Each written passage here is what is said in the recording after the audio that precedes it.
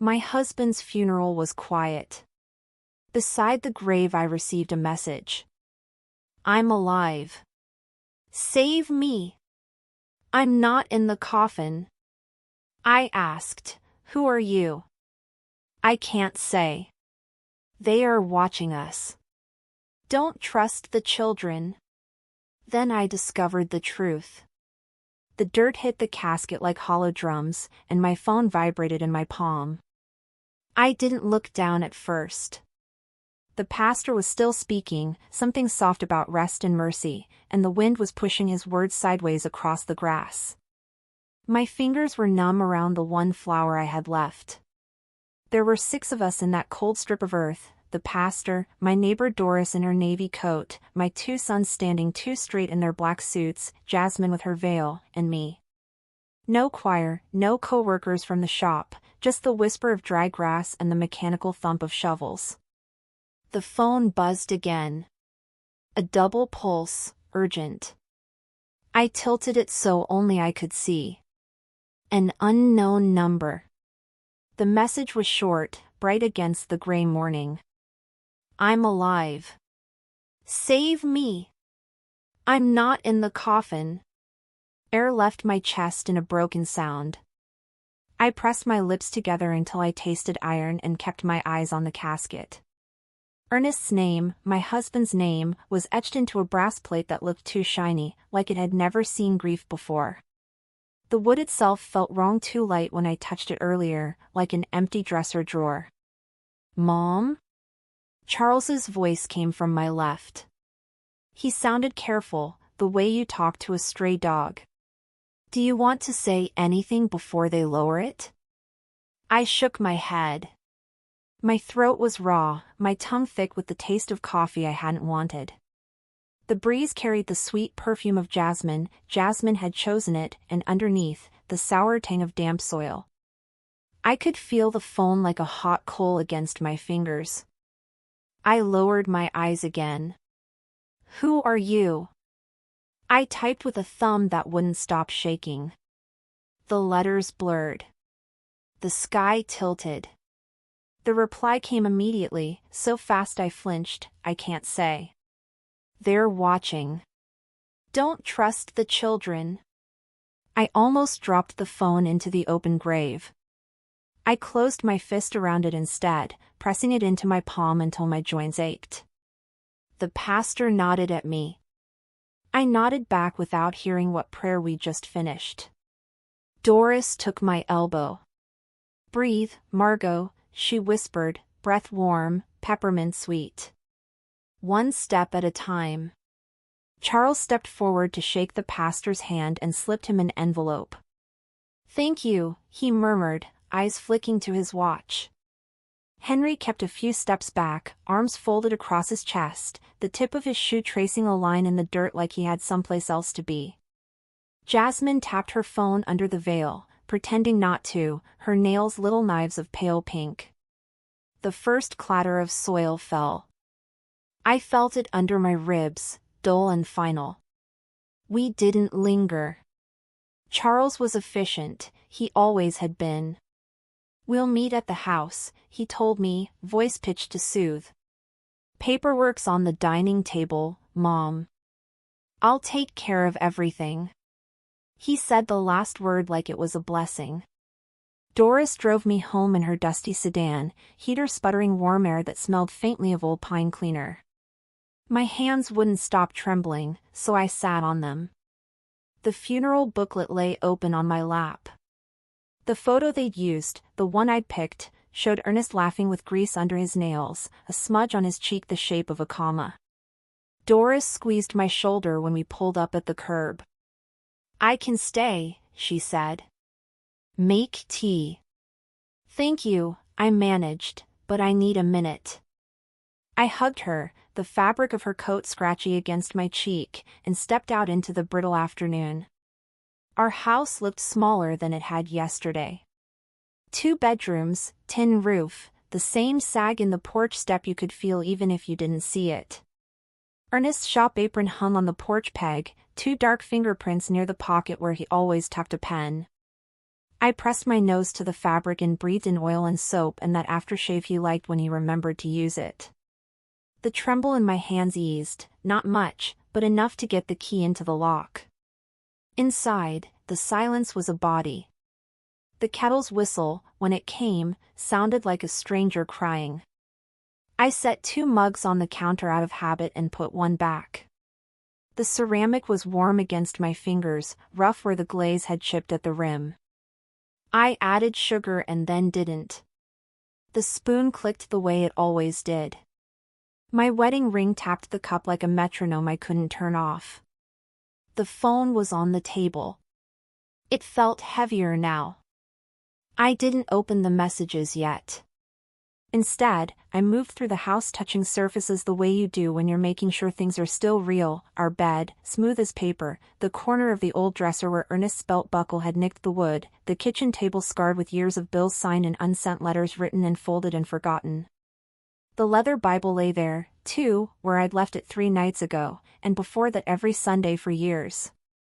I opened it to press the funeral card flat, and a thin slip of paper lifted from the gutter of the pages like it had been waiting for the draft. My name was on it. Not Mom, not Margot Hayes, just M. His handwriting. If anything happens to me, it's not an accident. Watch our sons. The kettle clicked off. I forgot the tea. My phone vibrated again. The sound was sudden in the quiet, and I snatched it up like someone might see. Unknown number, same as before. A new message, don't drink anything they bring.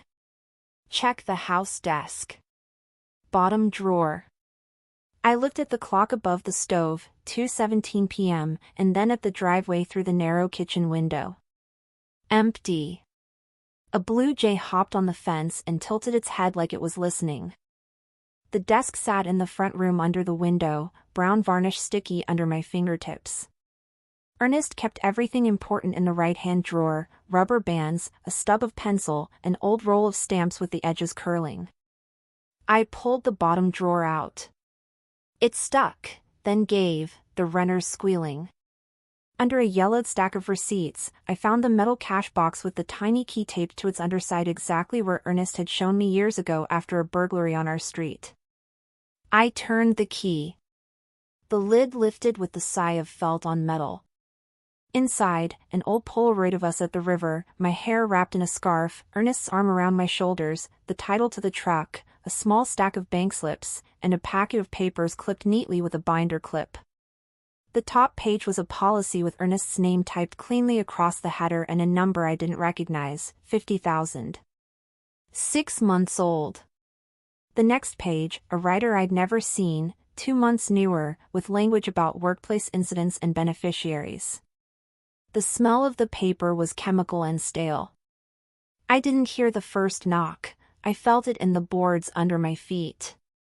I snapped the lid shut, slid the box back, and tucked the key into my sweater cuff. The second knock was polite, a little rhythm like a question. Through the glass, the porch blurred by the afternoon light, I saw Charles's shoulders squared to the door and Henry's shape behind him, heavier, half-turned toward the yard.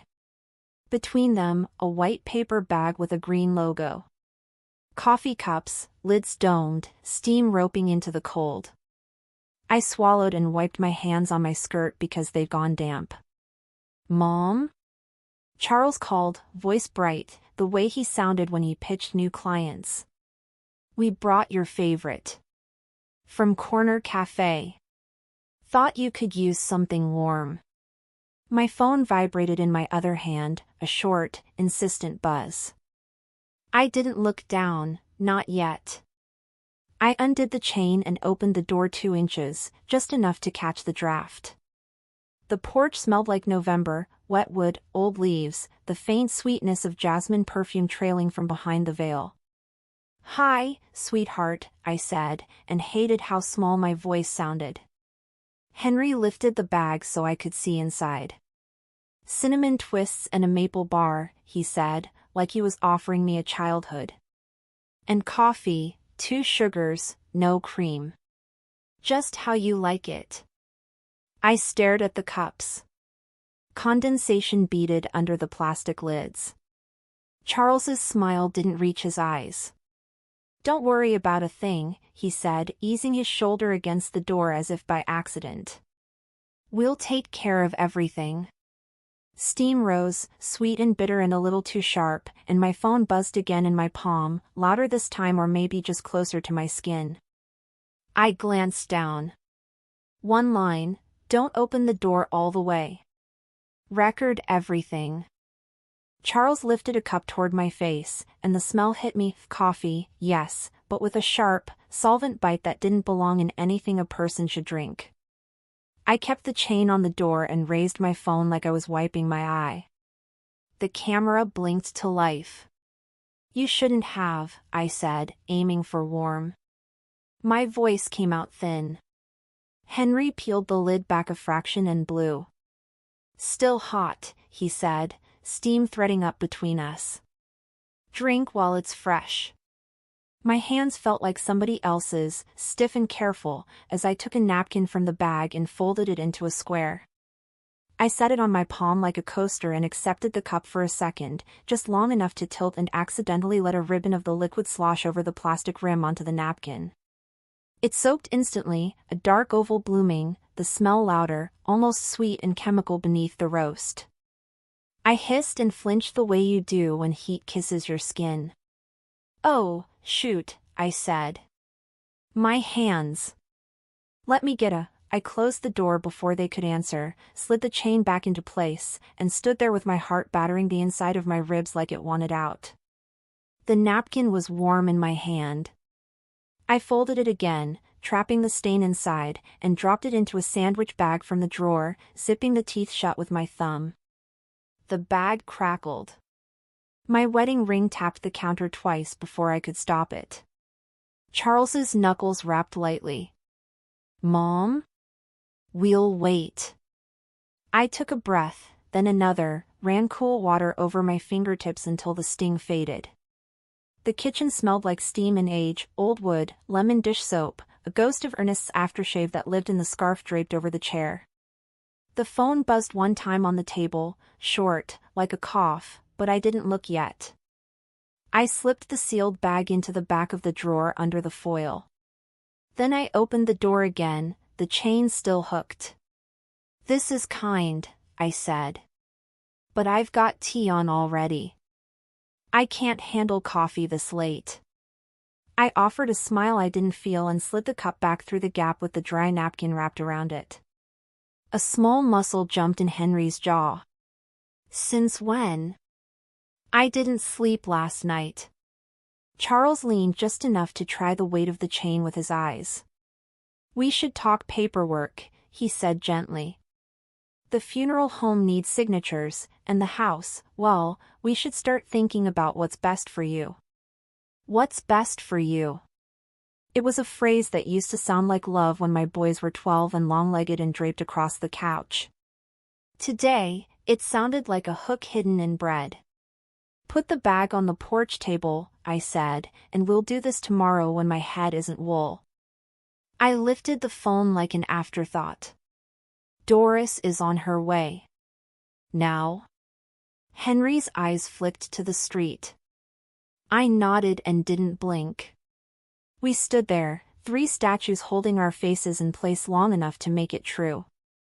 After a beat, Charles set the pastry bag down.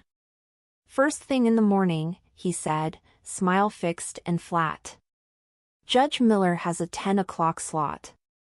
He glanced at his watch. He always had a watch. "We'll pick you up at 9, Henry added, casual like a trap covered with leaves. "Text me," I said, and closed the door before my legs remembered they were shaking. The kettle itself seemed to exhale when it clicked off. I made tea I didn't want, put it down, picked it up, put it down again. I read the messages only when the floor stopped tilting. "Don't drink anything they bring. Check the house desk. Bottom drawer." There was a new one now, too, paper, not mouth. The metal cash box key was exactly where Ernest would have taped it, edge scraping my nail as I plucked it free. The lock turned with a familiar soft grind. Inside, the policy paper was crisp and unfriendly. The number at the top, 50,000, sat on the page like a stranger in my kitchen. The ink smelled faintly of toner and someone else's office. The writer behind it spoke a language that pretended to be English: exclusions, conditions, beneficiaries. I read each line anyway, my mouth moving without sound. Under the policies hid a thin stack of bank slips. I recognized the bank logo before the dates, the fat serif letters of First State. January, $1,000 cash withdrawal. February, $3,000. March, $4,000. Ernest's signature squirmed across the line, more wobbly than the neat loops he'd made on birthday cards, like his hand had been guided by someone impatient. The taste in my mouth turned metallic. I shut the lid and slipped the key onto my own keyring, where it clicked against the house key and made an honest sound. I slept like a sparrow perched on a fence wire, waking at every car door, every gust that rattled the tin roof. When the sky lightened to the thin gray of morning, I put on Ernest's thick cardigan and walked to First State as soon as the open sign clicked to life. The bank smelled like carpet and cold air and the lemon cleaner Mrs. Thompson favored. She looked up, her mouth already sinking at the corners into that shape people make for bad news. "Margot," she said softly, coming around the counter like a friend. "I'm so sorry." Her hands were warm and dry around mine. A tiny pin with an American flag winked at her collar. "I need to see our statements," I said. "The last 6 months." My voice surprised me by not breaking. She didn't argue. She led me to her glass-walled office, blinds half-tilted, and tapped at her keyboard, the keys clacking like rain on a metal roof. A small printer began to spit pages, one after another, smelling of heat and paper dust. She slid them to me in a tidy stack.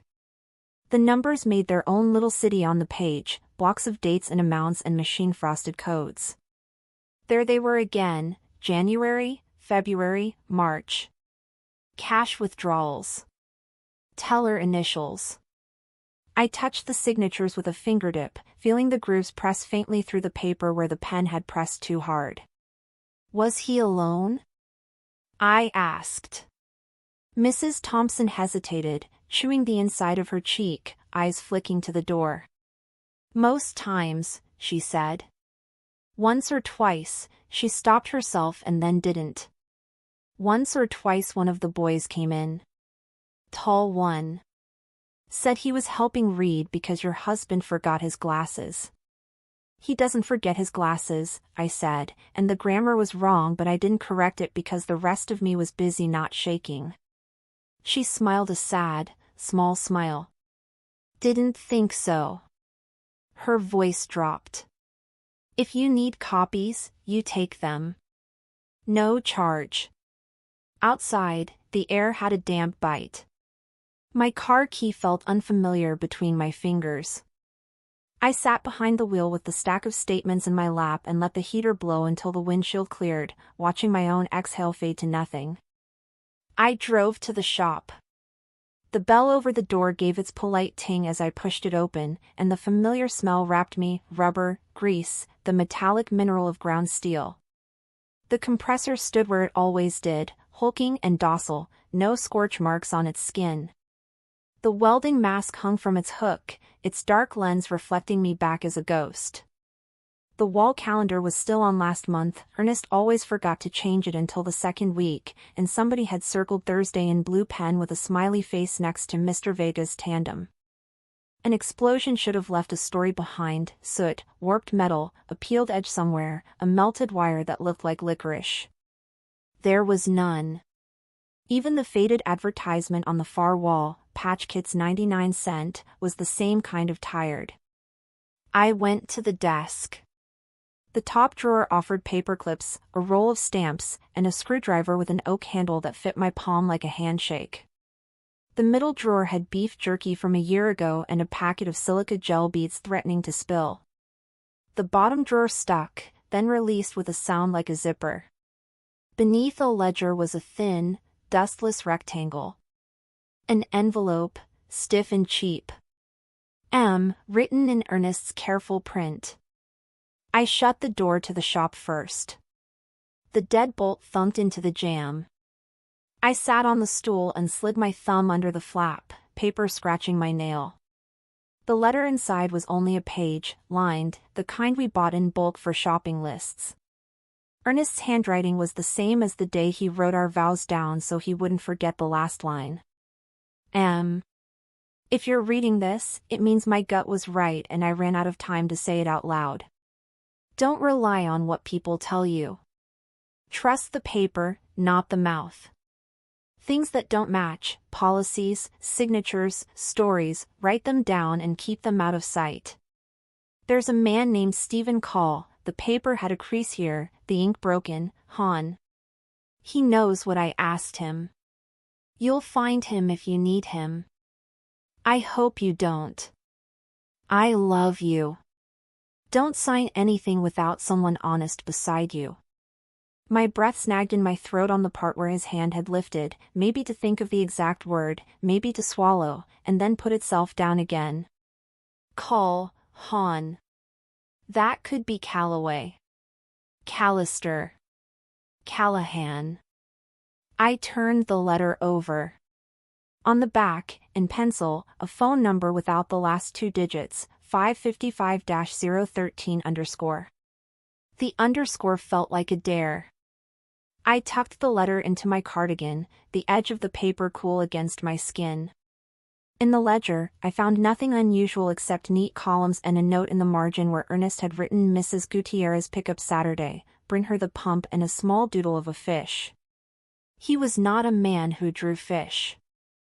I didn't know why that's what made my eyes sting. I locked the shop and drove home the long way, past the river.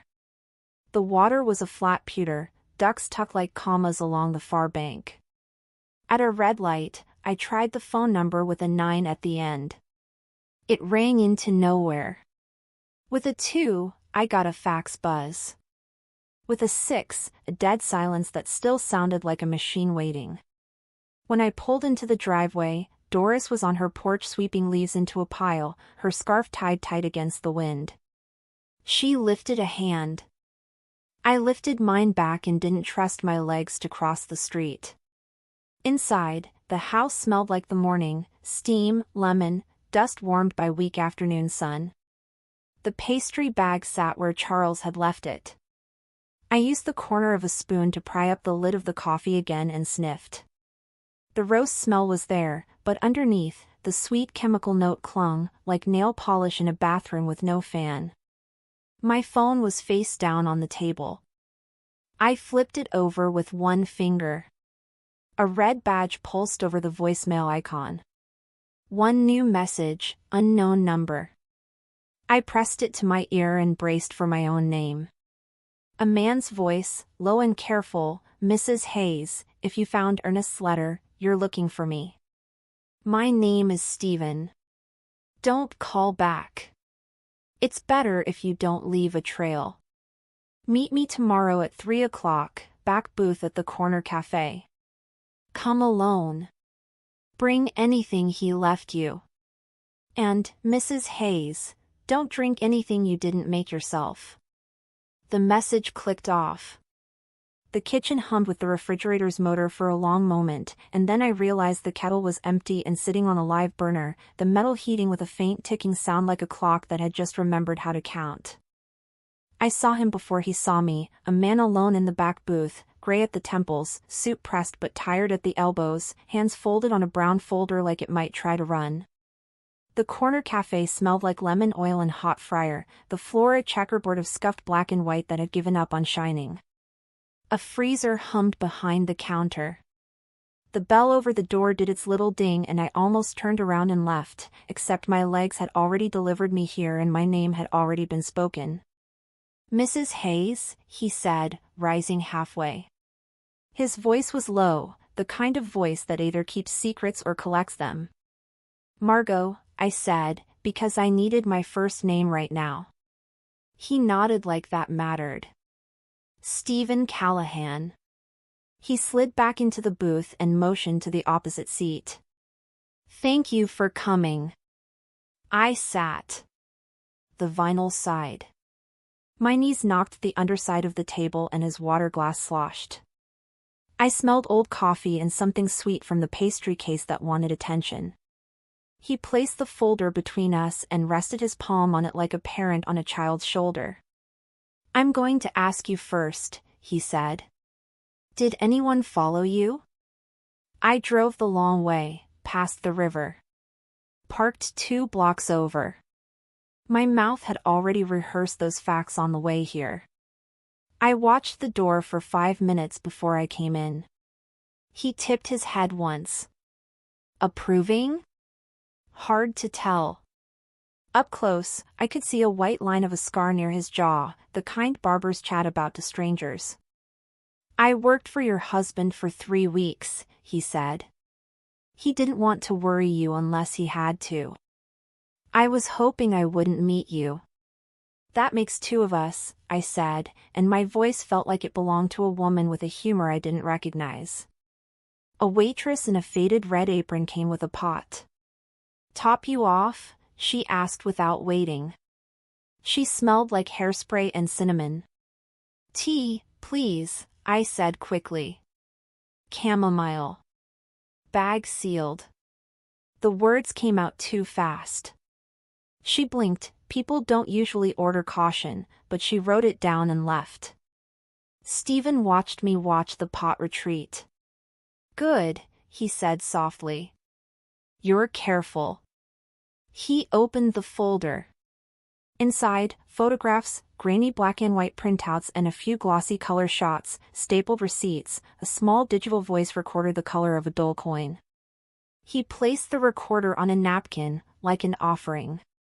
My throat tightened the way it does when you've swallowed wrong and your body is trying to decide whether to forgive you. "Before we press play," he said, "I need to say this, you can walk out. You can hand this to the police unopened and ask for a detective. You can wait, even. But if you listen, there won't be a way to forget the sound." "What sound?" I asked, because I wanted to pretend I didn't know. "The sound of truth," he said, not unkindly. The waitress set down my tea, white cup, the little paper tag for chamomile hanging like a flag, the bag still sealed, the string dry. "Honey?" she asked. "Just lemon," I said, because lemon tasted like choices. Stephen clicked the recorder. Static, then the shape of a room. A chair scooted, something metal tapped once, and then my husband's voice. Not from a phone, not from a memory, but from a device on a napkin in a cafe. "Living, careful. If something happens to me," Ernest said, "it won't be an accident." My hand went to my mouth before I could stop it. The tea's steam pushed against my wrist, the lemon wedge smelled bright, clean, indifferent. Stephen let the sentence hang. The recorder clicked faintly, the ghost of the room around Ernest held still inside the machine. When Stephen pressed play again, Ernest's voice went on, measured. "They're pushing me about paperwork," he said. "Insurance. Policies." I told them we've got enough, but Charles had forms and he used words I don't like: protect, streamline, beneficiaries. Henry keeps asking what I eat in the morning. What time I leave. If Margot's with me. The room and the recording breathed once, as if even air knew when it was supposed to be quiet. Stephen clicked pause. "That was the first day he came to me," he said. He thought he sounded paranoid, he didn't. He sounded like a man who trusted his instincts. He slid a photo across the table. A hardware store entrance. Fluorescent glare. A man I loved, and a son I knew, but in the picture it was only my son, shoulders bunched under a windbreaker, head lowered, a small clear bottle in his hand. The date stamp in the corner had numbers I didn't need to read. "What is that?"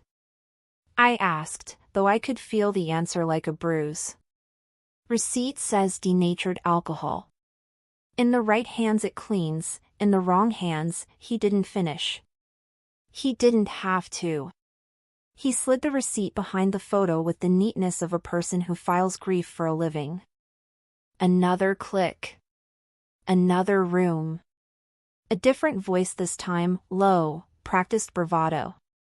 My son.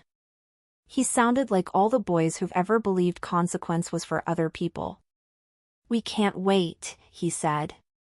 He's asking questions. I've got the stuff. It looks like vitamins in coffee. She won't know. Nobody will. My chest stuttered. The cup rattled in the saucer. The lemon slid. The waitress glanced over from the counter. I could see her decide not to intrude. Don't, Stephen said quietly, and I realized my fingers had begun to pull at the paper tag on the tea bag like it owed me an apology. I let go. The string lay in a tired curve. Where did you get this? I asked. How? Your house phone, he said. Your husband signed for the install. He was worried about your safety, not just his. He held my gaze so I would believe him. He wanted a record if he couldn't speak for himself. I swallowed. The tea tasted like boiled straw, clean and dull at once. Stephen skimmed the top page of the folder with his palm. There's more, he said, softer. A hospital intake record that reads one way at 7 a.m. and another way by noon. A death certificate with language that doesn't match the nurse's notes. Signatures that tilt differently depending on who's looking. Someone changed the story after it was written. Why? My voice wasn't my voice. Because the first story required police, he said. The second story required flowers. The freezer hum climbed a step and then settled again, as if exhausted by all the cold it had to keep. What do I do? I asked, not because I didn't have guesses, but because asking out loud makes a line in the sand you can see. First, he said, counting on his fingers like we were working a grocery list. We lock down your choices. You drink only what you make. You don't sign a paper without another set of eyes. You don't meet anyone alone if they stand to gain anything from you breathing or not. And second? We go to a cop who still does his job. He flipped to a page where a name was scrawled, O'Connell, Sergeant. A phone number I recognized from the magnet on the post office wall. He will not be friendly, but he will be honest. What about, I couldn't say the boys. My mouth refused. Tomorrow morning. There's a meeting. Judge Miller? He asked. He said the name the way you say a thing you've had to learn to pronounce without spitting. I nodded. They can try for emergency guardianship, he said. Say you're unsafe. Say you're confused. Say you're vulnerable to scams. He looked at my tea. You are vulnerable to love, which is exactly what they're counting on. I let that sit in my mouth until it dissolved. The tea had cooled enough to sip.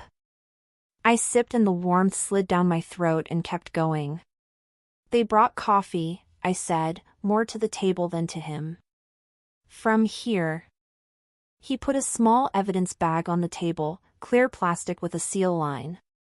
If you have anything, napkin, cup, keep it. We can test. Even a smell matters. It smelled wrong, I said. Sweet, like nail polish in a closed bathroom. He nodded once. He wrote that down, small neat letters, like a recipe he planned to follow later. Sergeant O'Connell can put a hold on certain records, he said. We'll need chain of custody if this goes forward. We'll need patience. And you'll need to be brave. You keep saying we, I said. That's not a mistake, he said, and he looked tired in a way that made me want to let him be tired for a minute. I told your husband I would see this through. The recorder sat between us, quiet now, as if it too needed to rest. My eyes went to the door, the bell dinged as a couple of teenagers came in, loud with the kind of laughter that doesn't know it's being rude because it hasn't met grief yet. One of them bumped the pastry case and apologized to no one. How do you carry this? I asked. The sound of it. The knowing. He folded the folder closed and laced his fingers on top of it. You don't, he said. You set it down where it belongs. On a desk with a badge. In a courtroom with a record. You make it heavier than their lies and then you walk away and you sleep. Do you? I asked. Sometimes, he said, and the scar at his jaw went a little paler. He slid a card across the table. His name again, a number. This is not for calling, he said. This is for reminding yourself I exist when your kitchen gets loud. He tucked another card into the folder and handed the folder to me. Take copies. Keep the originals where I know they won't go missing. Where is that? I asked. With me, he said. I've already made 2 sets. I put the folder into my tote, the canvas scratching my knuckles, the weight settling against my knee like a sleeping cat. He stood, I stood, and we shuffled in that little dance strangers do when they're pretending they've done this before. Walk out like we didn't talk, he said. Count to 20. Then go. I'll watch the street. Goodbye, Mr. Callahan, I said, because names matter. Stephen, he said. And Margot, if they push you to sign in the morning, stall. Ask for witnesses. Ask for exact definitions. The word voluntary is a trick door. I know a few of those, I said, because my house had a hallway closet that locked if you looked at it wrong. I paid in cash and left a tip that made the waitress smile without looking at me. The bell dinged. The bright air met me and made my eyes water. I told myself it was the wind. The street outside smelled like wet leaves and gasoline. A boy with a skateboard rattled past, his scarf trailing. I checked the window glass and saw Stephen's reflection sit back down, open a newspaper like men open newspapers, like cover. I walked the 2 blocks to my car without looking over my shoulder and still I felt watched. Inside the sedan, the steering wheel was cold.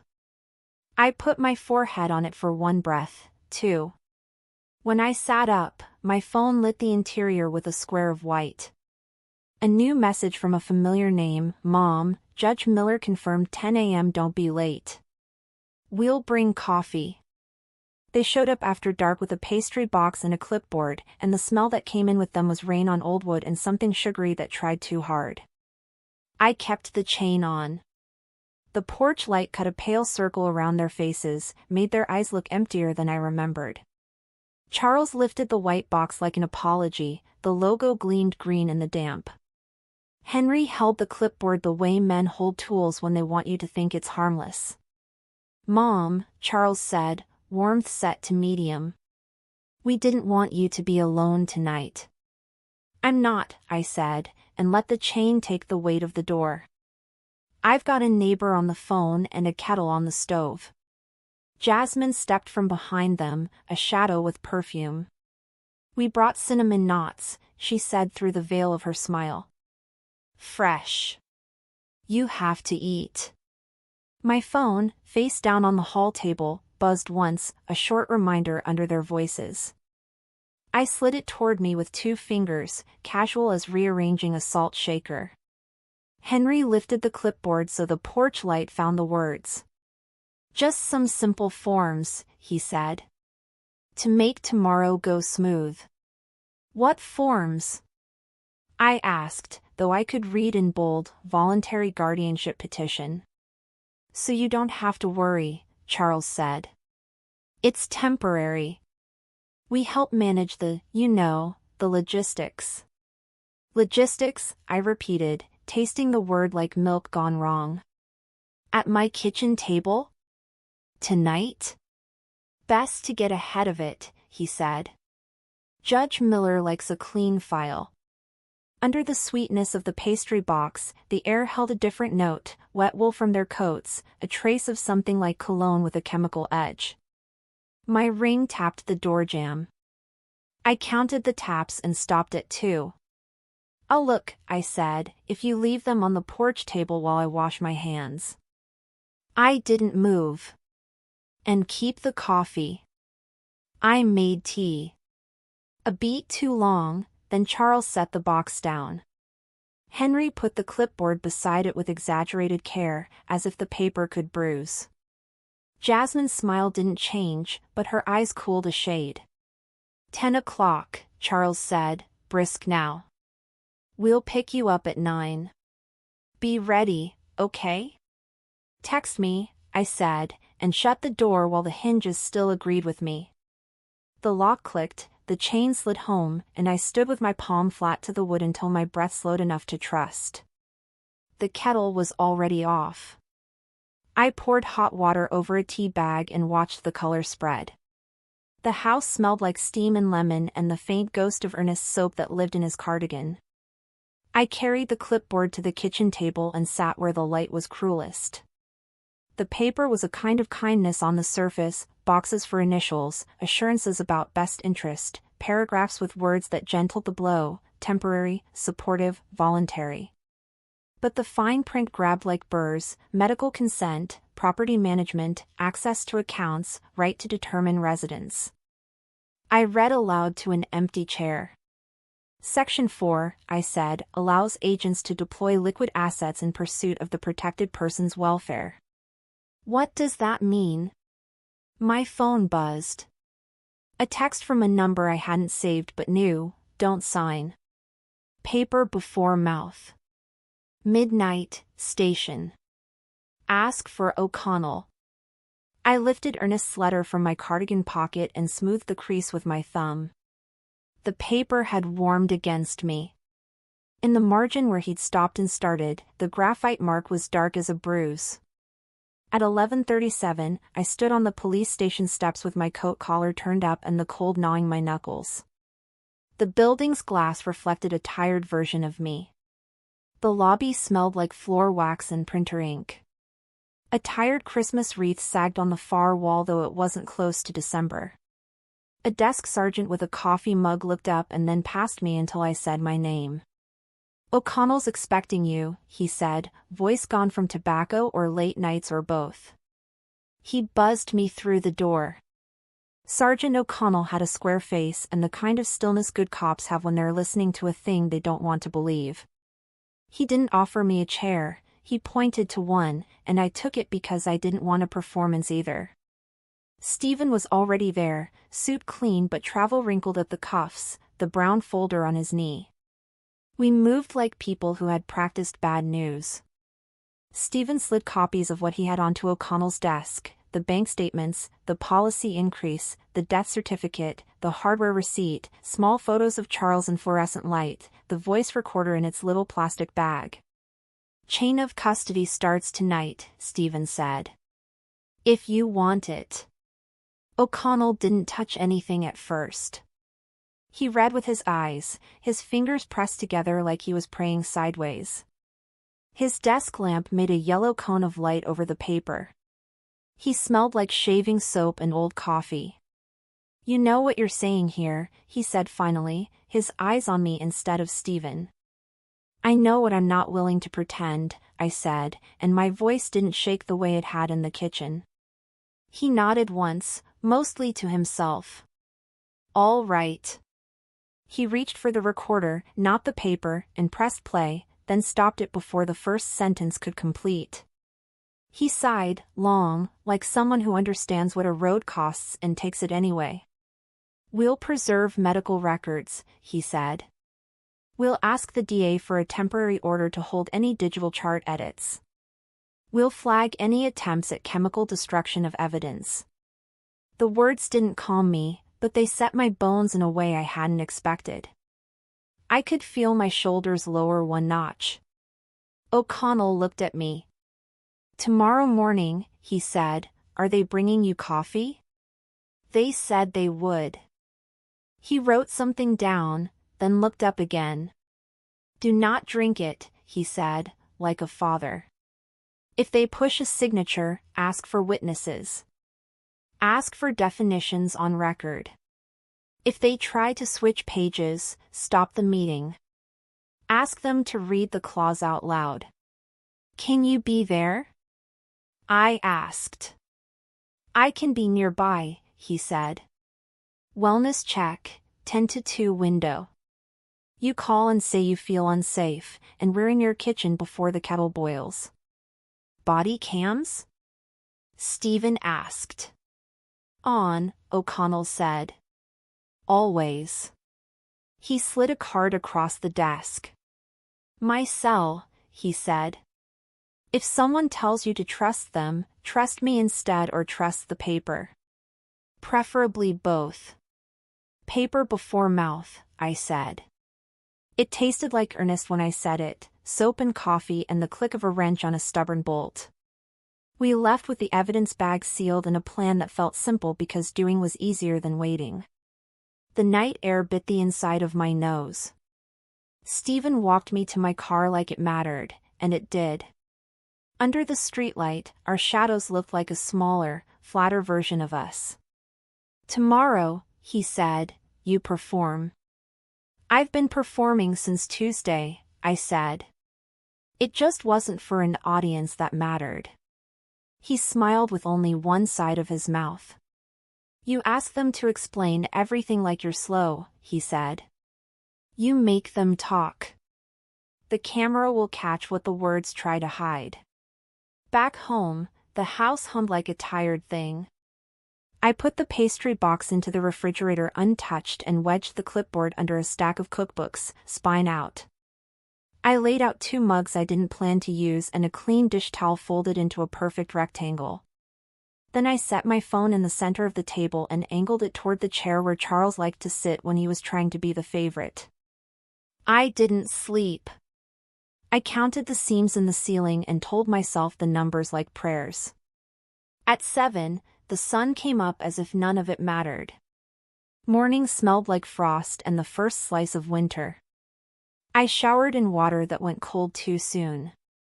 I put on my plainest blouse and Ernest's cardigan with the stretched elbows. My hands shook when I buttoned the sleeves, so I said his name out loud and they stopped.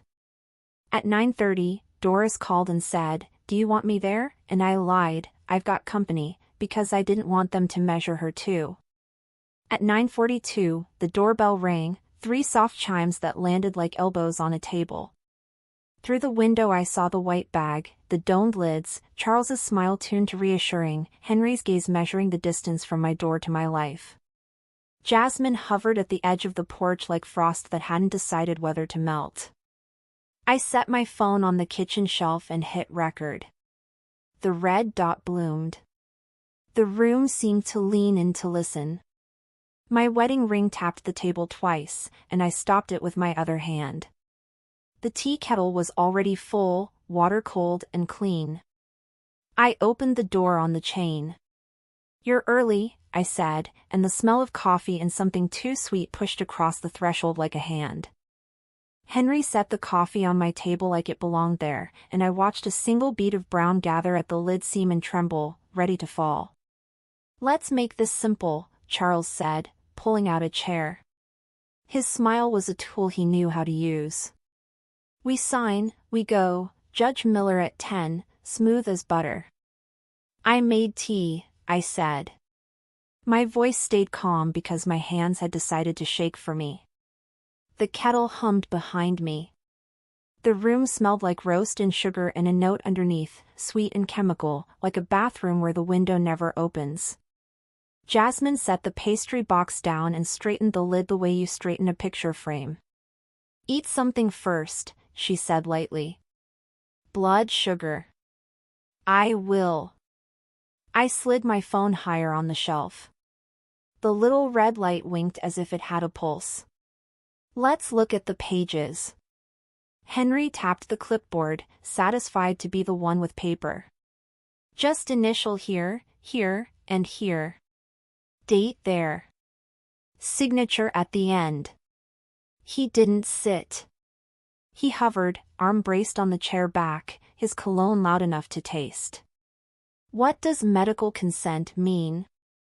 I asked, tracing the line with a fingertip that wouldn't stop tingling. In your words. Charles's eyes flickered. It means we can help with doctors. Appointments, prescriptions. Nothing scary. And property management? What does deploy liquid assets mean? He glanced at Henry, then back. It's just paying bills, Mom. You know. Making sure nothing falls through the cracks. Read it out loud, I said. Please. He hesitated. Jasmine's smile cooled. Henry shifted his weight. The kettle clicked off like a judge with a gavel. I picked up the coffee and the smell punched the back of my throat. I held it for 1 second, then let my palm slip. The cup tipped, a dark ribbon sloshing over the lip and onto the laminate with a soft smack. It spread into an irregular lake, curling under the clipboard. Henry lunged for napkins. I'm sorry, I said, stepping back. My hands. It's fine, Charles said, too quickly, snatching the cup upright and blotting the table with the stack of forms. We have more copies. Leave it, I said, and I heard how sharp I sounded. I'll get a towel. I pulled a clean dish towel from the drawer and, with my back to them, slipped a sandwich bag open with my thumb. I lifted the edge of the spill with the towel, then, with a motion I hope looked clumsy, pressed a corner of the towel down into the puddle until it came up soaked. The smell was stronger now, a sweetness that didn't belong to coffee. My stomach rolled. Jasmine moved fast, quiet as a door closing. She reached for the cup. Let me toss this, she said, already sliding it into the pastry box. Leave it, I said again, softer now. I might drink it once it cools. Her hand paused midair. Our eyes met over the domed lid. She let it go with a sound like a laugh that had lost its nerve. Mom, Henry said, steadying himself with a breath, we're trying to help you. This is best. I folded the towel carefully into the sandwich bag and sealed it, teeth of plastic locking with a sound that made Charles flinch. I set the bag in the sink like something dangerous. The faucet dripped once, the drop hit the stainless steel with a small, high note. We'll read together, I said. Henry, page 4. Out loud. He smirked, then thought better of it and cleared his throat. Agents may make healthcare decisions. Skip to definitions, I said. Of voluntary. He scraped the page looking for it. Voluntary means the principal consents of her own free will. Great, I said.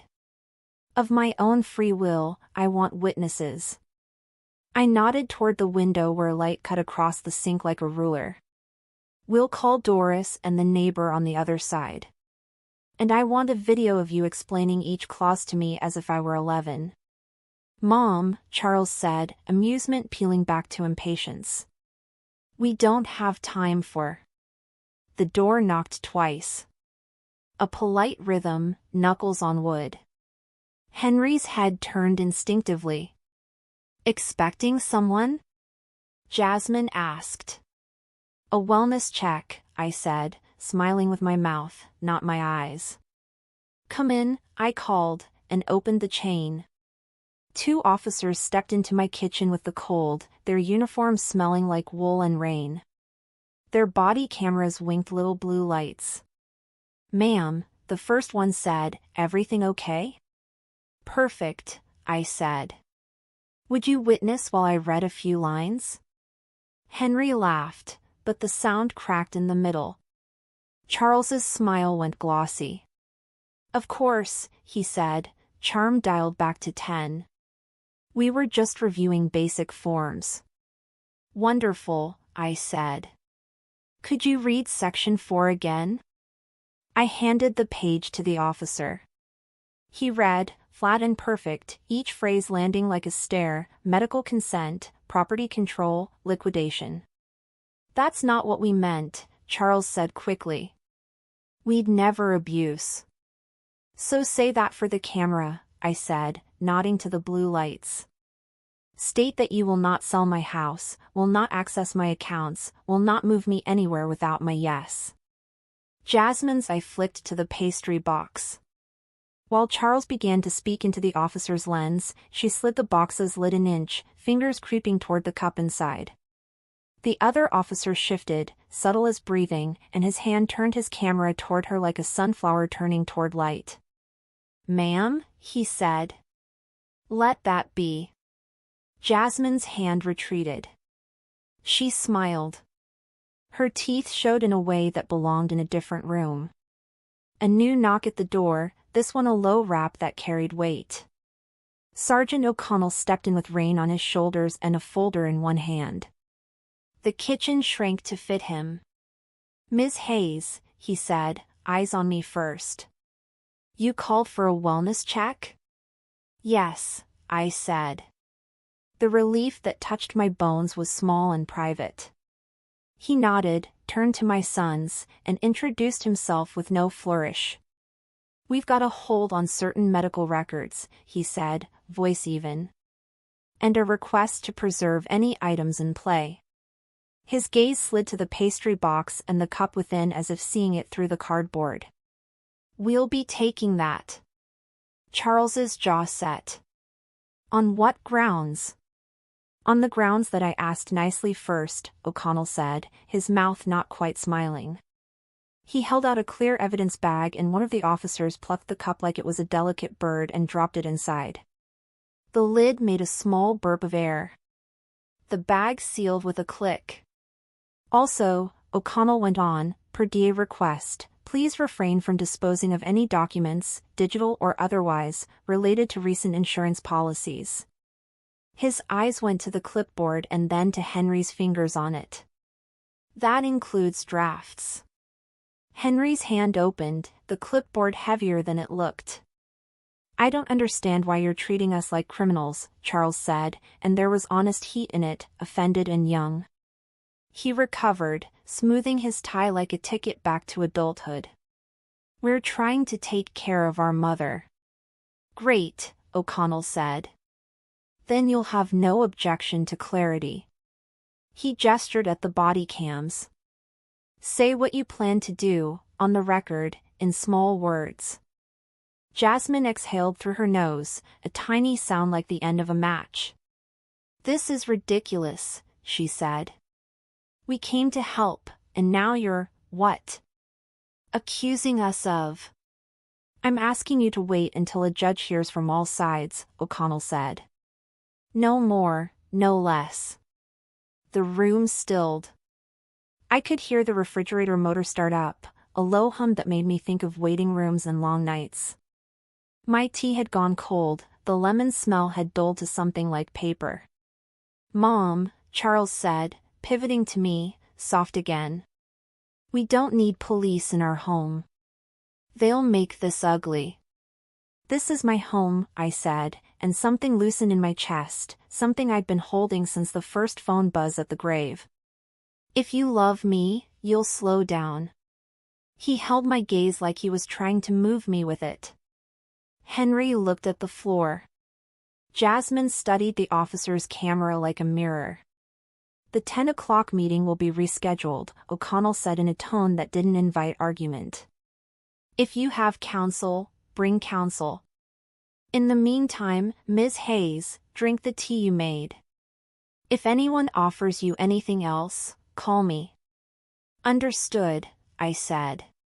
Wait, Henry said suddenly, sharp, and his eyes went to the sink where the sealed towel sat like a fat wet animal. What's that? Laundry, I said. No, he said, stepping, and the officer stepped with him, the kitchen shrinking again. He froze with his hands open. "This is insane." "Sit," O'Connell said, and Henry sat as if the chair had a magnet. We lasted another 3 minutes in that shape, the scene held together by the thin glue of civility. Then Charles gathered his coat with careful hands and said, "We'll be in touch," and Henry followed, and Jasmine lingered 1 second too long to catch my eye with a look I couldn't quite name, pity, maybe, or the rehearsal of it. When the door closed, the house sighed. The officers logged the time and the bag number. O'Connell turned to me. "You did fine," he said. "You did more than fine." I let out the breath I'd been storing and felt hollow and heavy at once. "What happens now?" "Now we test," he said. "Now we pull threads." He looked toward the hallway as if he could see through to the porch where the rain had picked up and tapped its impatient fingers on the old tin. "Now we ask a judge for permission to look where we haven't been allowed to look." "Where is that?" I asked, though I knew. He met my eyes. "Where truth is supposed to be," he said. "In the ground." My phone vibrated on the shelf, a single buzz that jolted my bones. "Unknown number." One line on the screen. "Exhumation will prove it. He's not where they say." They broke the earth before the sun had the nerve to warm it, and the smell that came up was cold clay and iron, the same smell that lived under fingernails after a day in the garden. I stood with my hands in Ernest's cardigan pockets so I wouldn't reach for the casket like I could steady it. The backhoe idled, coughing diesel. A groundskeeper in a green jacket watched the bucket swing, his breath a pale thread. Sergeant O'Connell signed a form against the hood of a county van, pen clicking twice. The medical examiner's team moved like a small, efficient weather front, blue gloves, silver cases, the bright zip of tape. Doris touched my elbow, then let go when I didn't lean. "You don't have to look," she whispered. "I do," I said, and my voice surprised me by coming out whole. The straps creaked. The casket rose a few inches, dark wood slick with thaw. I remembered how light it had felt under my palm the first time, like furniture built for pretending. Now it looked heavy enough to crush the truth or hold it. Record rolling, a tech called, and the camera light winked red. "Paper before mouth," I heard in my head, and felt earnest in the shape of the words. They eased the lid.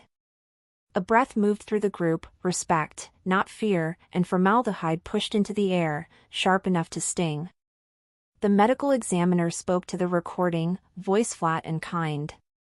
"Decedent identified visually by spouse on previous date, we will confirm with dental." I nodded at the face that was and wasn't my husband. Grief is an animal that learns your schedule. Mine uncoiled, looked around, and lay back down. They took samples the way careful people take anything, vitreous humor with a fine needle, haircut near the scalp, small swabs labeled like tiny flags. Each vial clicked into a rack. I watched the labels, the timestamps, the way the text pen pressed a little harder on my husband's name, as if ink could be certain. "Miss Hayes," O'Connell said quietly, stepping close without crowding me. "We'll have preliminary screens today. Confirmation takes longer." "How long?" "As long as it takes to get it right," he said, which was not an answer and also the only answer worth living with. They closed the lid. The earth waited with its mouth open, patient. A groundskeeper wiped his nose with the back of his wrist and looked away from me as if privacy were contagious. By noon, the cemetery was just grass again. The county van pulled away. Doris fussed with my scarf until it sat straight and said nothing about the way my hands had started to shake after the lid went down. We drove home with the heater too high and the radio off, both of us listening for news like it might arrive as a sound only we could hear. The call came while the kettle rattled. O'Connell didn't clear his throat this time. "Prelim shows methanol levels inconsistent with anything but ingestion," he said. We'll have confirmations from the lab by morning. I sat, finally. The chair's wood was cool through my skirt. My wedding ring tapped the ceramic mug once, twice, and I let it. What happens now? I asked. Now we pull the other thread, he said. Hospital records. Funeral home logs. If someone changed a story, we find the fingerprints. I wanted to ask if my sons had fingerprints, if he could see them the way I could, on bank slips and careful smiles, but I said, thank you, because you don't ask the tide for guarantees, you just watch the line on the sand and wait. By dusk, the house breathed out the day's cold. Stephen knocked, then stepped into my kitchen with rain in his hair and a paper bag from the deli. You need protein, he said, and handed me a sandwich that smelled like pickles and pepper. I ate because he had gone to the trouble to bring something I could name. He sat across from me and set a folder on the table. Hospitalist has counsel, he said. Says he documented what he was told. We'll see what told means under oath. And the funeral home? He slid a photocopy across. Burial record shows a casket swap, he said. Rental for viewing, economy for interment. Not illegal, but they didn't mark the change the way they're supposed to. Clerk says your son took the call and approved on your behalf. Approved on your behalf. My stomach rolled. He didn't, I said. I didn't. Stephen nodded.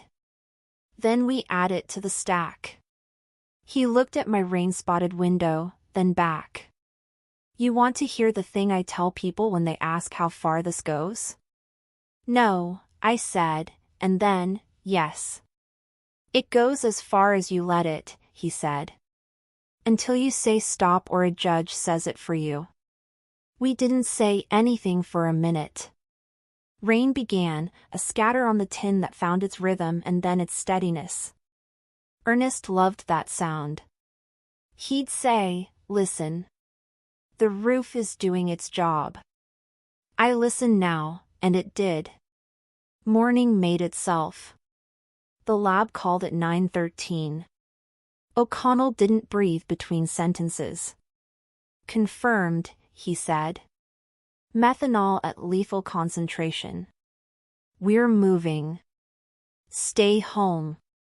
Officers are en route to you to take a statement, others are en route to elsewhere. I didn't ask which elsewheres. I put my hand on the counter to keep the kitchen from sliding and told Doris before she could ask. She cried the way good people cry, for me, for Ernest, for whatever breaks in us when blood forgets what it's for. The rest came fast and slow at once. Sirens that didn't stop at my street. The knock you expect because you've been told to expect it. A patrol officer with a clipboard and the same blue lights on his chest as yesterday. He recorded my statement and took the sealed towel and thanked me for maintaining integrity of the sample, which sounded like I'd babysat a wild animal and not taken my eyes off it. By afternoon, my phone was a hive. Messages stacked, a DA assistant with a voice too calm for someone who said words like arraignment, a reporter I didn't speak to, a number I didn't know that left a voicemail with a woman crying and blaming me for a thing I hadn't done.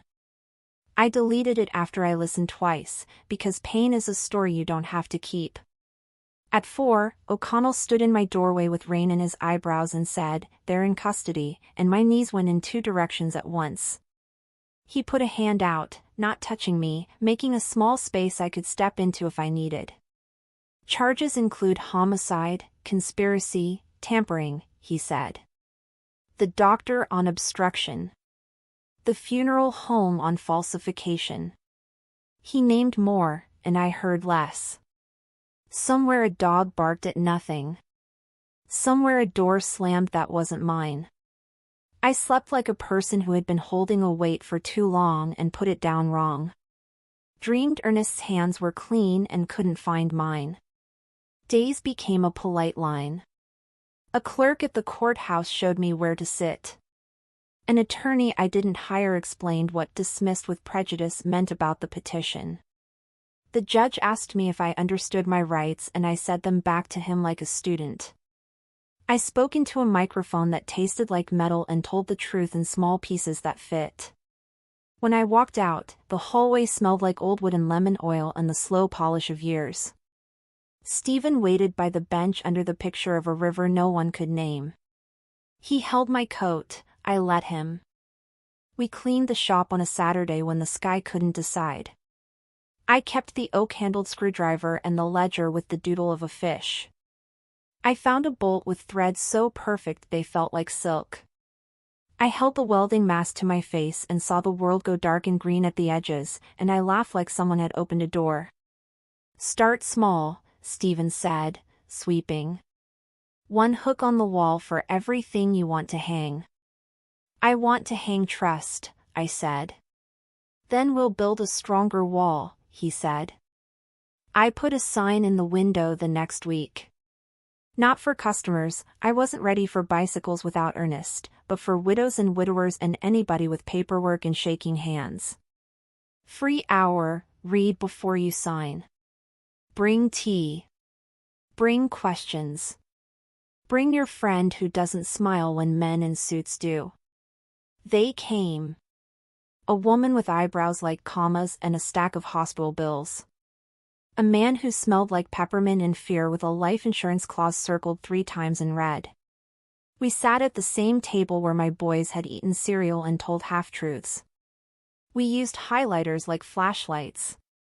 The kettle learned our names. One evening, after the last woman left with copies and a plan, Stephen stood awkwardly in the doorway with 2 bikes from the charity ride Ernest used to tune for free. They need love, he said. I promised the clinic we'd have them road-ready by Saturday. We? I asked, and he colored like a man who didn't expect to be offered a pronoun. Rain started on the roof, hesitant, then sure. I tapped my ring once, twice, and caught myself smiling. We, I said, and took the wrench from his hand. When I finally replaced my phone, too many numbers, too many ghosts, the transfer finished with a shiver. Messages bloomed like old roses. The thread from the unknown number sat at the top. I tapped it. At the very beginning, long before the grave, there was a single, unheard audio clip I'd missed. I pressed play with a thumb that didn't shake. Are you listening, Maggie? Ernest's voice asked, warm in a way that made my knees feel like home. If you're hearing this, you did the brave thing. Trust your eyes. Paper before mouth. You're stronger than they remember. The clip ended. The house breathed. Somewhere, water found a new path through the gutter, and the sound changed, higher, question-marked. My phone buzzed again, an alert from the bank. Policy funds, hold confirmed. Trust established. I read it twice, then a third time, letting the words settle where fear used to live. From the porch, the rain picked up, laughing against the tin, and I said out loud to the empty room, I hear you, because I did. Then another buzz, a number I didn't recognize this time, a line of text that waited without blinking.